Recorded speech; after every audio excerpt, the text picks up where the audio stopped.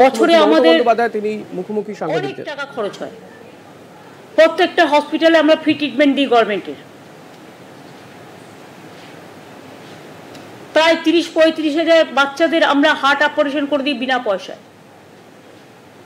আমরা generic medicine দিই খুব কম পয়সায় আমাদের ডাক্তাররা হসপিটালে।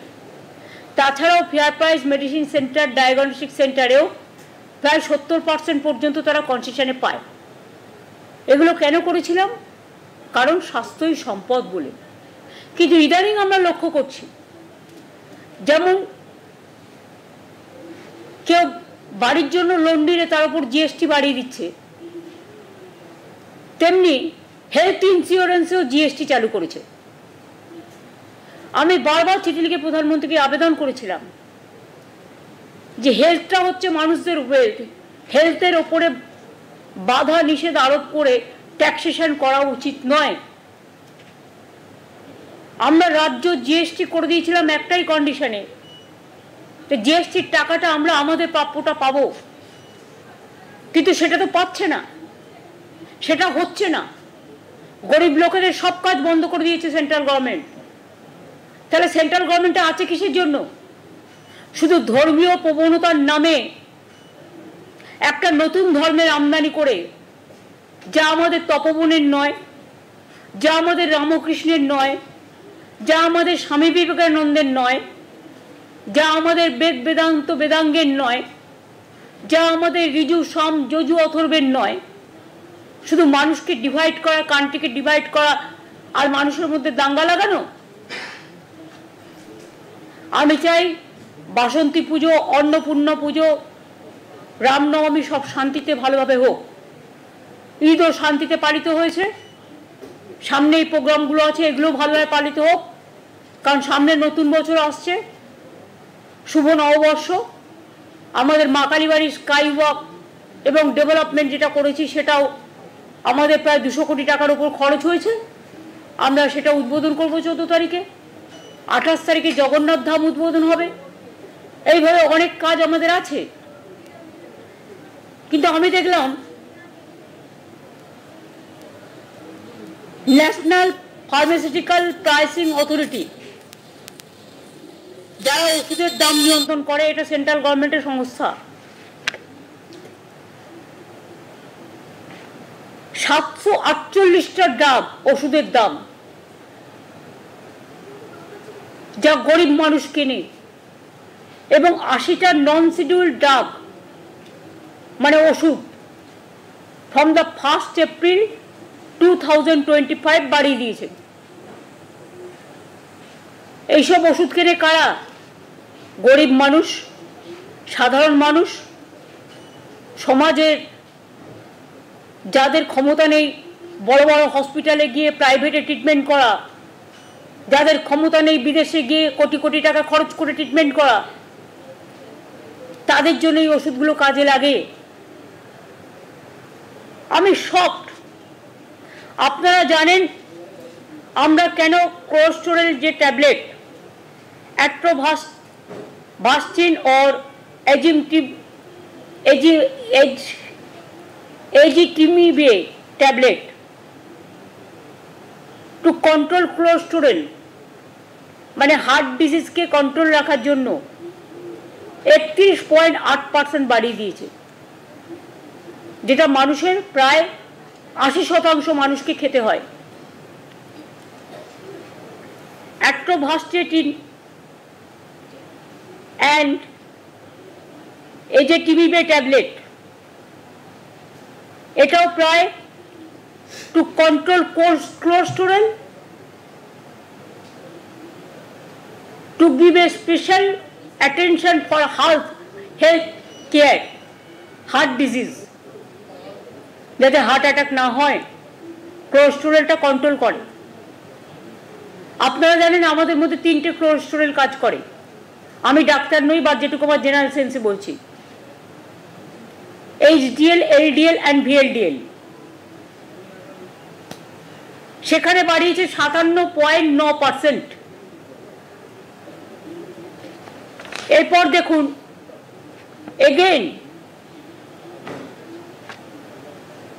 atorvastatin calcium and fenofibrate tablet to control cholesterol 28.3% মানে 28.3% বাড়িয়েছে।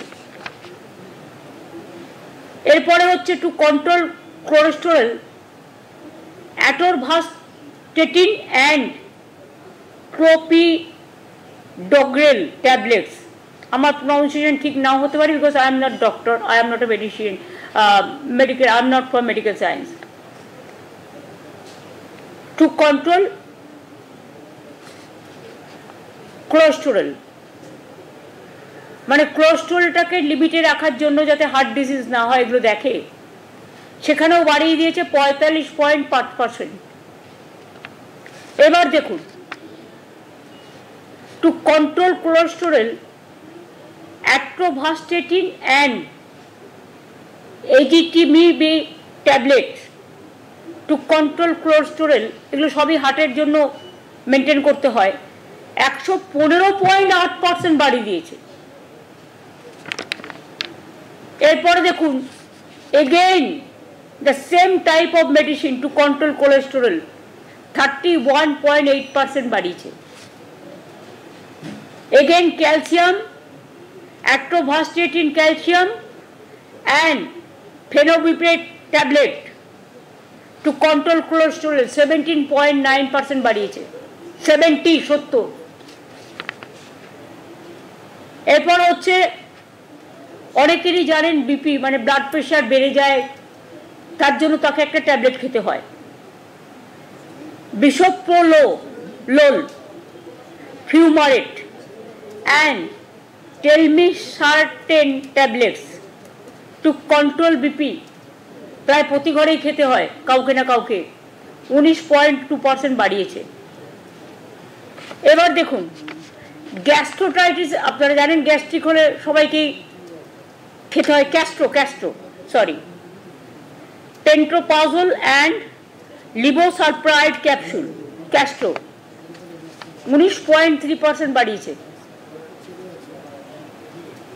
এবার দেখুন to control BP again blood pressure control করার জন্য bisoprolol, fumarate and telmisartan tablets to control BP, এটাও বাড়িয়ে দিয়েছে 19.2%। এছাড়াও like other drugs like amlodipine, amoxicillin, এগুলো অ্যান্টিবায়োটিক্স, সবটা কিনা আমি জানি না, বুদেশনিডে অ্যাজমা,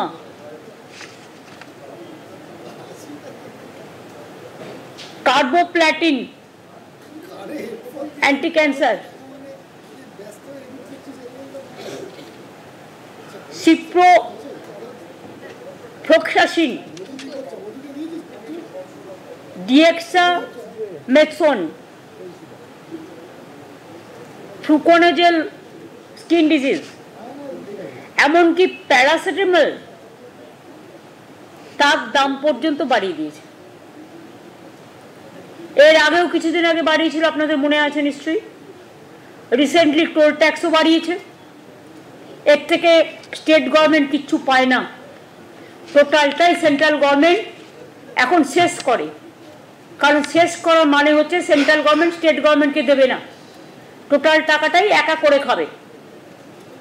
তো যারা মানুষকে স্বাস্থ্য না দিয়ে, স্বাস্থ্য আমাদের সম্পদ, চিকিৎসা করবে কোথা থেকে মানুষ? এই ওষুধগুলো যখন ডক্টর প্রেসক্রাইব করবে, কাউকে 97% বেশি দিতে হবে, কাউকে 57% বেশি দিতে হবে, কাউকে 40% বেশি দিতে হবে, কাউকে 50% বেশি দিতে হবে, মেডিক্লেম করা থাকলেও তাকে দিতে হবে। তার মানে এটা কাদের জন্য হচ্ছে? এটা কি ঠিক যে is it for one section of people,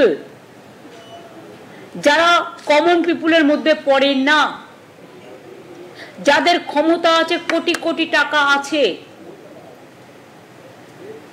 যারা কোটিত্ব দিয়ে ট্রিটমেন্ট করতে পারে, এটা কি শুধু তাদের জন্য সরকার চলবে?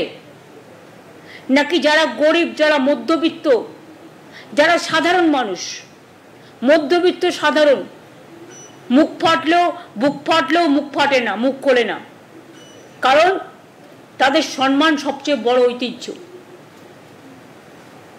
আমি এটা তীব্র প্রতিবাদ করছি এবং এটা টোটাল উইথড্র করার জন্য অনুরোধ করছি।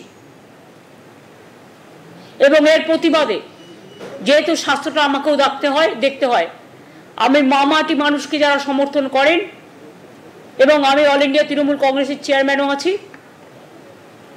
যেহেতু 6 তারিখে রামনবমী, আমি কিছু করব না, শান্তিপূর্ণভাবে কাটুক পুজো। আমরা 4 আর 5 শুক্রবার এবং শনিবার বেলা 4টের সময়, বেলা 4টে থেকে 5টা, 1 ঘন্টা প্রতি ব্লকে ব্লকে, প্রতি ওয়ার্ডে ওয়ার্ডে। ওষুধের দাম বাড়াচ্ছ কেন? মানুষের স্বাস্থ্য আজকে বিঘ্নিত কেন? মানুষের স্বাস্থ্য কেড়ে নিচ্ছ কেন? আর কত দাম দিতে হবে মানুষকে সুস্থ থাকার জন্য? এই দাবিতে আমাদের এলাকায় এলাকায় মিছিল মিটিং হবে। এবং সাধারণ মানুষকেও আমি বলবো, তারা নিজেদের মতো করে, কারো এনজিও থাকতে পারে, কারো স্কুল থাকতে পারে, কারো ক্লাব থাকতে পারে, তারাও এটাকে প্রতিবাদ করুন। যদি না করেন, আগামী দিন মনে রাখবেন, রোগী অসুস্থ হলেও সেন্ট্রাল গভর্নমেন্টের এই একতরফা স্বৈরাচারী সিদ্ধান্তে স্বাস্থ্য কিন্তু বিপাকে পড়ে যাবে। আর স্বাস্থ্য না থাকলে সম্পদ থাকে না, স্বাস্থ্যই সবচেয়ে বড় সম্পদ। আর কত টাকা পেলে কেন্দ্রীয় সরকার নিজেদের ঝুমলাবাজি বন্ধ করবে? ইলেকশনের সময় বড় বড় কথা, আর ইলেকশন হয়ে গেলে তখন সব উইথড্র করে নাও। কেন জিএসটিতে, মেডিক্লেমে জিএসটি দিতে হবে? কিসের জন্য? কেন মানুষকে একটা ফ্ল্যাট কিনতে গেলে জিএসটি দিতে হবে? কেন হিরেতে জিএসটি ট্যাক্স নেই? কেন জিরেতে জিএসটি ট্যাক্স থাকবে? কোথায় জানে সাধারণ মানুষ, গরিব মানুষ? আমি পরিষ্কার বলছি, let the good sense must prevail. We cannot accept the price hike of medicine and GST for mediclaim. We cannot accept. And I will request my parliament members also, they are fighting for walk up today, because the Jumla party is only one point program to divide the country, and they believe only divide and rule policy, what we don't. আমাদের constitution আমরা মানি, আগে কনস্টিটিউশনকে শ্রদ্ধা করো, তারপরে কারো অধিকার কেড়ো। কনস্টিটিউশনকে শ্রদ্ধা না করে মনে রাখবেন, ধর্ম যার যার আপনার, উৎসব কিন্তু সবার। এবং পরিষ্কার আমি বলছি, আমি কিন্তু শ্রীকৃষ্ণের বাণীও শুনি, স্বামী বিবেকানন্দও পড়ি, নেতাজিও পড়ি, গান্ধীজিও পড়ি, আম্বেদকরও পড়ি, আবুল কালাম আজাদও পড়ি, রামকৃষ্ণও পড়ি। একই কথা, কর্ম যার ধর্ম তার। ধর্ম তখনই সদিচ্ছা লাভ করে যখন তার কর্মটা মানবিক হয়। আর কর্ম যদি দানবিক হয়, সেখানে কোনো ধর্মকেই শ্রদ্ধা জ্ঞাপন করা যায় না। আমি সব ধর্মকে শ্রদ্ধা করি। আমাকে কেন বিদেশে গেলে কোয়েশ্চেন করবে, আর বে হিন্দু? হু আর দে? Am I compelled to reply my question to BJP party? কালকে তো ছেড়ে দিয়েছে, আমি নাকি রেজিগনেশন করেছিলাম। কত ফেক আর চলবে, ফেক আর ফেক। আমরা এফআইআর করেছি, ইয়েস। যা তা করে বেড়াচ্ছে কয়েকটা ডিজিটালকে টাকা দিয়ে, সবাই নয়, তাদের আমি সাধুবাদ জানাই যারা ভালো করে পজিটিভ মানুষের কথা বলেন।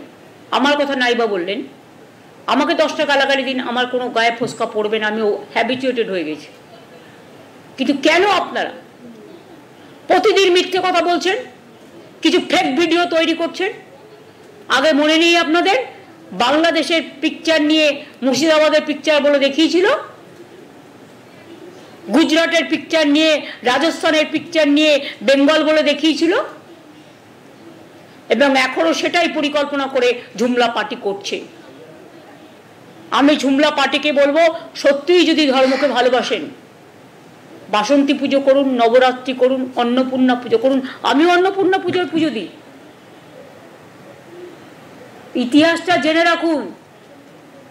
যারা মিছিলের নাম করে দাঙ্গা করেন অস্ত্রশস্ত্র নিয়ে, অস্ত্রশস্ত্র যে কোনো পাঞ্জাবিরাও কৃপার নেয়।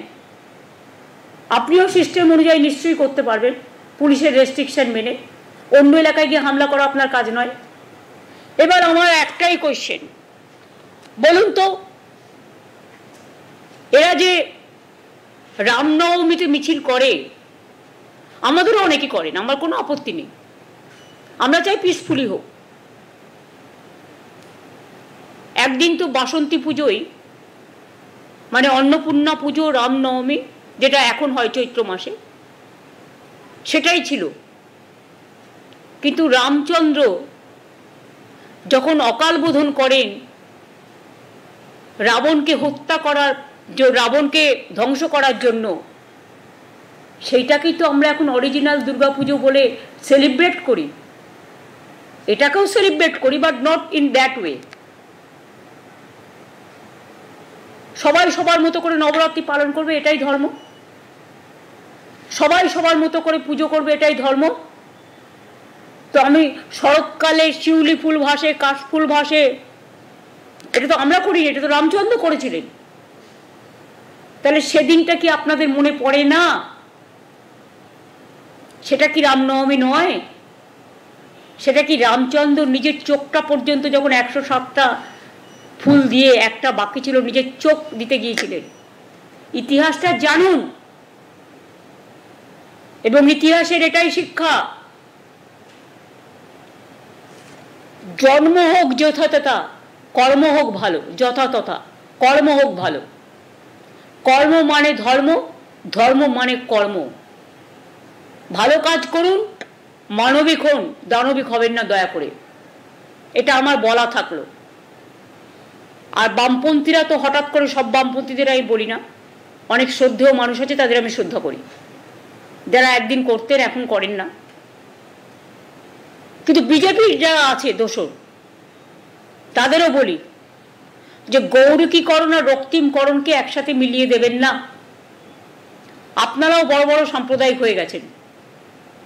সব ব্যাপারেই আমরা দেখি, ইলেকশন থেকে শুরু করে সব ব্যাপারেই বাম রাম এক, জগাই মাধাই গদাই।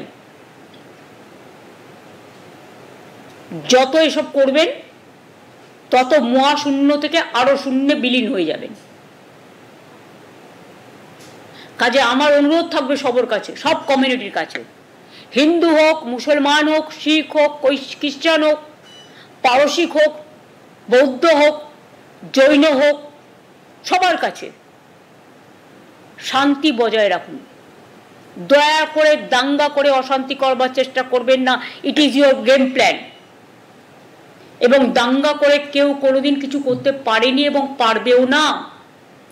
বাংলার মানুষ আর যাই করুক, বাংলা কালচারের জন্ম দেয়, সম্প্রীতির জন্ম দেয়। আমরা রামকৃষ্ণকে মানবো, ঝুমলা পার্টিকে মানবো না। আমরা স্বামী বিবেকানন্দ মানবো, ঝুমলা পার্টিকে মানবো না। আমরা বেদ বেদান্ত বেদাঙ্গ বিদ্যাস্থানে বয়ে বচো মা সরস্বতীর বচনকে মানবো, আমরা ঝুমলা পার্টিকে মানবো না। আমরা সেই ধর্মকে মানবো যে ধর্ম সবাইকে শ্রদ্ধা করে, সবাইকে ভালোবাসে, সবাইকে আপন করে নেয়। আবার বলছি, আমরা সব ধর্মই শ্রদ্ধার সাথে স্মরণ করি। এবং বাসন্তী পুজো, অন্নপূর্ণা পুজো, রামনবমী, চৈত্র সংক্রান্তি, চড়ক পুজো, এটা আমি আবেদন করে বলবো যে আপনারা প্লিজ সাবধান হন। এমন কোনো ঘটনা যাতে না ঘটে কারো পরিবারে, যাতে একজনও কেউ মারা যায়। আজকের যুগে সোশ্যাল নেটওয়ার্ক খুব পাওয়ারফুল। আমি সোশ্যাল নেটওয়ার্কের মাধ্যমেও ডিজিটাল এবং প্রেস মিডিয়ার মাধ্যমেও অনুরোধ করব, মানুষকে বাঁচানোর জন্য আপনারা সচেতনতা বৃদ্ধি করুন। এ ব্যাপারে আমাদের পূর্ণ সমর্থন আছে এবং তাতে যার ছোট্ট কাঠবিড়ালির মতো আমরা যদি কোনো সাহায্য করতে পারি, আমরা আছি আপনাদের সাথে। এইটা আমার বলার ছিল। আশা করি আমি আপনাদের বোঝাতে পেরেছি। আমার বাংলা বুঝতে পেরেছেন কি পারেননি? ঠিক আছে, থ্যাংক ইউ সো মাচ। আগাম অন্নপূর্ণা পুজোর সবাইকে শুভনন্দন। তারপরে অবশ্য পয়লা বৈশাখ আসবে, তখন আবার জানাবো। মহাবীর জৈনের জন্মদিন আসছে, সবাইকে শুভেচ্ছা। সবাই ভালো থাকুন, ভালো করে পুজো, ঈদ, বড়দিন, মহাবীর জৈন, গুরু রবিদাস, মতুয়া ঠাকুর, পঞ্চানন বর্মা, যে ধর্মে যে আছেন, জায়েদ থান, মাঝি থান, সবাই ভালো থাকুন, সবাই ভালো করে করুন। আমাদের মধ্যে যেন কোনো বিভেদ না হয়। ঐক্যই হচ্ছে, সম্প্রীতি হচ্ছে বাংলার শান্তির মাটি। বাংলা কখনো বিভাজন মানে না, বাংলা মানে ঐক্য ও সম্প্রীতি। এই জন্যই গানটা লেখা হয়েছিল, এক সূত্রে বাঁধিয়ে আছে সহস্রটি মন, একই কার্যে সপিয়ে আছে সহস্র জীবন। এরকম অনেক গান আছে, অনেক উদাহরণ আছে। এর জন্যই বাংলার মাটি বাংলার জল রবীন্দ্রনাথ ঠাকুর গেয়েছিলেন, যেটা আমাদের এখন রাষ্ট্রীয়, আমাদের রাজ্যের মেন সঙ্গীত। এরকম অনেক উদাহরণ আছে, একটা নয়। এই জন্যই গান্ধীজি দাঙ্গা থামাতে গিয়ে দেশ স্বাধীন হবার আগে তিনি বেলেঘাটায় অনশন করছিলেন। তো এদের সবাইকে আমরা ভুলে যাব? দেখবেন বেলুড় মঠেও একটা দরগা আছে। আমি একদিন জিজ্ঞেস করেছিলাম বেলুড় মঠের মহারাজদের, তখন সুইতানন্দজিরা ছিলেন, যে আপনাদের এখানে দরগা আছে? বললে এটা অনেক আগে থেকেই আছে। তারাও তো পারতেন এটা ভেঙে সরিয়ে দিতে, কই তারা তো করেননি। তাহলে তারা যদি এক জায়গায় থাকতে পারে, আমরা কেন পারি না? আমরা তো আমাদের ঠাকুরের আসনে রামকৃষ্ণ সারদামার ছবি রাখি, স্বামী বিবেকানন্দের ছবি রাখি, কারণ তাদের আমরা মানবিক দেবদেবী হিসেবে পুজো করি। অহিংসা পরম ধর্ম, এগুলো আমরা মানবিকভাবে আমরা প্রচার করি। আমার এটুকু বলার ছিল, দিস মাচ। আমি আশা করি ওষুধের দামটা নিয়ে এবং এটা নিয়ে আপনারা একটু ভালো করে যদি মনে করেন প্রয়োজন আছে, কারণ এটা আপনাদের পরিবারেও দরকার হতে পারে কখনো। ক্যান্সারের ওষুধের দাম কেউ বাড়ায় বলুন তো? যে ক্যান্সার হ্যাজ নো অ্যান্সার, একবার মানুষ যদি বিপদে পড়ে তার কি অবস্থা হয়ে যায়। আগে ব্লাড সুগারের ওষুধের দাম বাড়িয়েছে, কিডনি ডায়ালিসিসের যে ওষুধ আসে সেগুলোর দাম বাড়িয়েছে। তা সবই যদি বেড়ে যায়, সরকারটা তো পড়ে যায়। এদিকটা নজর দেওয়ার জন্য অনুরোধ করছি। তারপর আবেদনের কাজ না হলে, আন্দোলনের কাজ না হলে রাস্তায় রাস্তা দেখাবে। Thank you.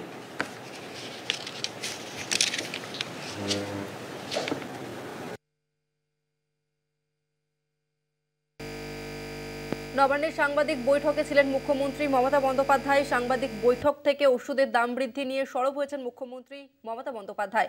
1 এপ্রিল থেকেই 748টি ওষুধের দাম বৃদ্ধি পেয়েছে এবং বিষয়টি নিয়ে স্বাভাবিকভাবেই আমজনতার কপালে চিন্তার ভাঁজ। আর এই প্রসঙ্গেই ক্ষোভ উগরে দিলেন বাংলার মুখ্যমন্ত্রী মমতা বন্দ্যোপাধ্যায়। সরাসরি তিনি কেন্দ্রীয় সরকারকে নিশানা করে প্রশ্ন তুললেন যে তারা আছে কিসের জন্য। ওষুধের দাম বাড়িয়ে আদতে সাধারণ গরিব মানুষের ক্ষতি করা হচ্ছে বলে স্পষ্ট দাবি করলেন মুখ্যমন্ত্রী মমতা বন্দ্যোপাধ্যায়। আর একবার জানিয়ে রাখবো, মুখ্যমন্ত্রী মমতা বন্দ্যোপাধ্যায় তিনি সাংবাদিক বৈঠক করলেন নবান্নের সভাঘর থেকে। 1 এপ্রিল থেকেই 748টি ওষুধের দাম বেড়েছে এবং যা নিয়ে স্বাভাবিকভাবেই আমজনতার কপালে চিন্তার ভাঁজ। আর এই প্রসঙ্গে এবার ক্ষোভ উগরে দিলেন মুখ্যমন্ত্রী মমতা বন্দ্যোপাধ্যায়। সরাসরি তিনি কেন্দ্রীয় সরকারকে নিশানা করে প্রশ্ন তুললেন যে তারা আছে কিসের জন্য। ওষুধের দাম বাড়িয়ে আদতে সাধারণ গরিব মানুষের ক্ষতি করা হচ্ছে বলে স্পষ্ট দাবি করলেন মুখ্যমন্ত্রী মমতা বন্দ্যোপাধ্যায়।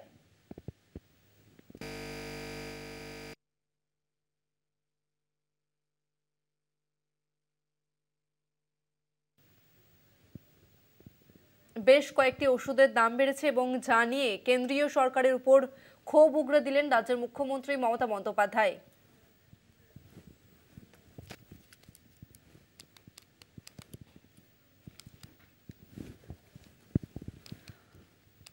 আরও একবার জানিয়ে রাখবো, নবান্নে সাংবাদিক বৈঠক করলেন মুখ্যমন্ত্রী মমতা বন্দ্যোপাধ্যায় এবং সেখানেই ওষুধের দাম বৃদ্ধি নিয়ে কেন্দ্রীয় সরকারের উপর ক্ষোভ উগরে দিলেন তিনি।